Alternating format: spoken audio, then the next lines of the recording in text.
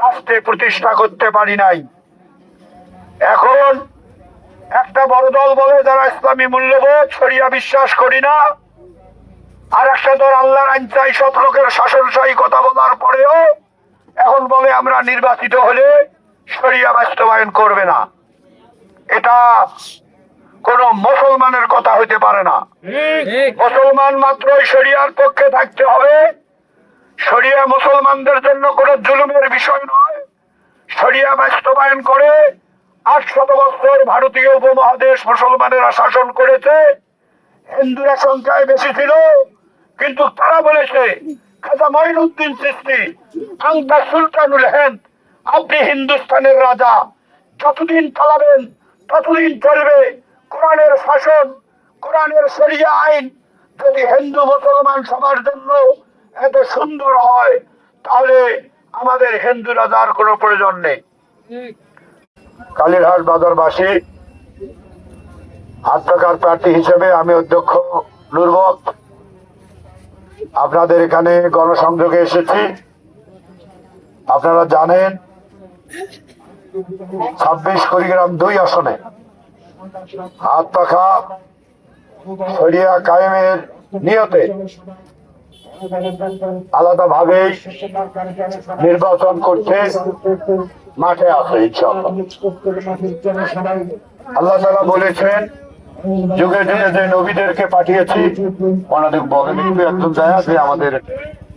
আপনারা জানেন আমরা আল্লাহর উপরে বিশ্বাসী, পরকালের উপরে বিশ্বাসী, কোরআনের উপরে বিশ্বাসী। আল্লাহ তাআলা বলেছেন যুগে যুগে যে অসংখ্য নবী রাসূলকে পাঠানো হয়েছে, তার উদ্দেশ্য হলো আকিমুদ্দিন, তারা দিন কায়েম করবে। লা তাতাফাররাকু ফীহি, দিন কায়েমের ক্ষেত্রে কোনো মতবিরোধ চলবে না। যারা আল্লাহকে বিশ্বাস করে, পরকালকে বিশ্বাস করে, আওয়ামী লীগ করুক, বিএনপি করুক, জাতীয় পার্টি করুক, জাকপা করুক, চরমনাই হোক, হেফাজত হোক, আল্লাহ বলেন তুমি কোরআনকে বিশ্বাস করলে কোরআনের শাসন, কোরআনের আইন প্রতিষ্ঠা করা তোমার জন্য ফরজ। এই ক্ষেত্রে কোন রকমের মতবিরোধ করা চলবে না। আপনারা জানেন যে আমরা 90-95 ভাগ মুসলমান, স্বাধীনতার 53-54 বছর আমরা কোরআনকে বিশ্বাস করার পরেও কোরআনকে রাষ্ট্রে প্রতিষ্ঠা করতে পারি নাই।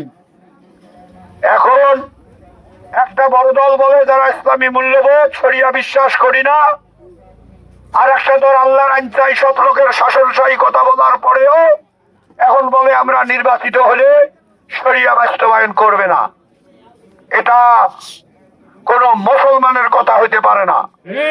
মুসলমান মাত্রই শরিয়ার পক্ষে থাকতে হবে। শরিয়া মুসলমানদের জন্য কোনো জুলুমের বিষয় নয়। শরিয়া বাস্তবায়ন করে 800 বছর ভারতীয় উপমহাদেশ মুসলমানেরা শাসন করেছে।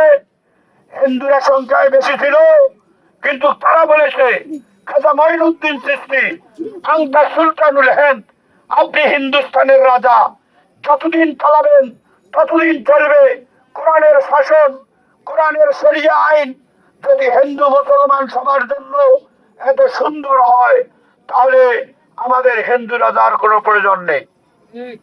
আপনারা জানেন সম্রাট আলমগীর টুপি সেলাই করে আর জুতা বিক্রি করে জীবিকা নির্বাহ করেছেন।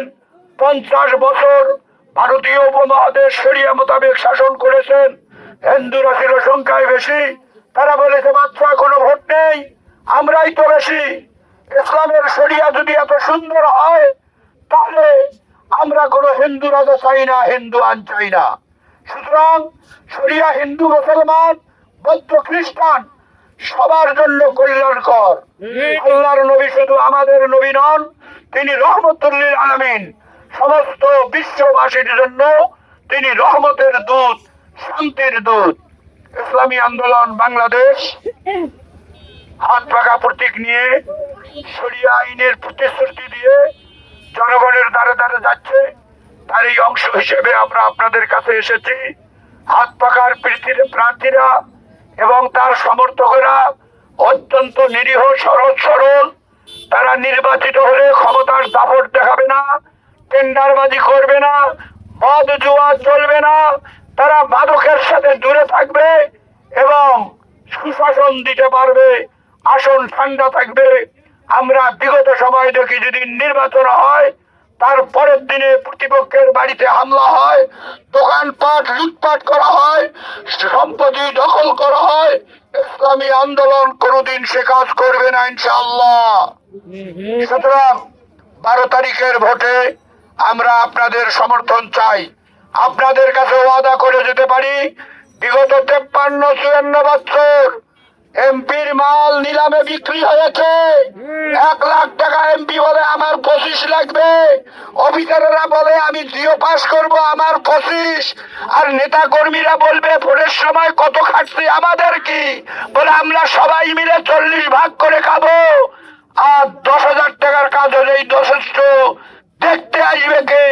এমপি ভাগ খেয়েছে, অফিসার ভাগ খেয়েছে, দেখার কেউ নেই। 53 বছর ধরে এভাবে চলছে, এভাবে আর চলতে দেওয়া যায় না। আমরা সুশাসন প্রতিষ্ঠা করার জন্য, জনগণের হক জনগণের কাছে পৌঁছে দেওয়ার জন্য আমরা শরিয়া ভিত্তিক ইসলামী রাষ্ট্র কায়েমের মাধ্যমে জনগণের খাদে বহে চলতে চাই। সেজন্য আপনাদের কাছে এসেছি।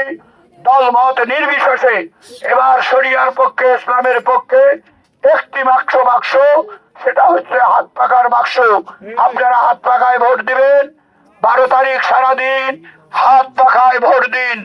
সব দল দেখা শেষ, হাত পাখার বাংলাদেশ। যদি আমরা পরাজিত হইও তবু আমাদের হারাবার কিছু নেই। নমরুদের আগুন নিবানের জন্য ব্যাঙ পেশাব করে দিয়েছে, ব্যাঙের পেশাব দ্বারা কোনোদিন নমরুদের আগুন নিভত না, কিন্তু আল্লাহ তাআলা পছন্দ করার কারণে বলছেন ব্যাঙের পেশাবকে পবিত্র ঘোষণা করা হলো, ব্যাঙকে হত্যা করা নিষিদ্ধ করা হলো। প্রতিদান দেওয়া হয়েছে তার নিয়তের উপরেই, চেষ্টার উপরেই আল্লাহ তাআলা প্রতিদান দেবেন। আমাদের শরিয়া আইনের পক্ষে আমাদের ভোট প্রয়োগ আমাদের পরকালীন জীবনে নাজাতের ওসিলা হতে পারে, সেই নিয়তে এবার সবাই শরিয়ার পক্ষে থাকবেন, হাত পাকার পক্ষে থাকবেন। সবার জন্য শুভকামনা, দোয়া রইল, আমাদের জন্য দোয়া করবেন। আসসালামু আলাইকুম ওয়া রাহমাতুল্লাহি ওয়া বারাকাতুহু।